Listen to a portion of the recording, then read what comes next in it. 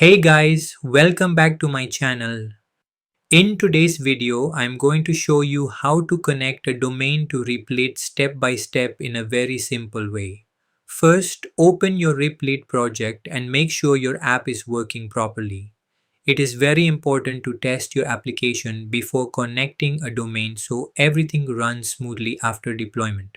Now, once your project is ready, go to the top of the screen and click on the Publish option. This will open the publishing panel where you can manage your live app settings. Here you will first see your default Replit domain link, which usually looks like a replit.app URL.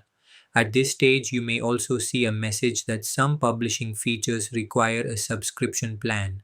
Now proceed by clicking the Publish option anyway. Wait a few moments while Replit prepares your deployment. Once it is done, you will see additional options appear on your screen. Next, look for the Custom Domain option.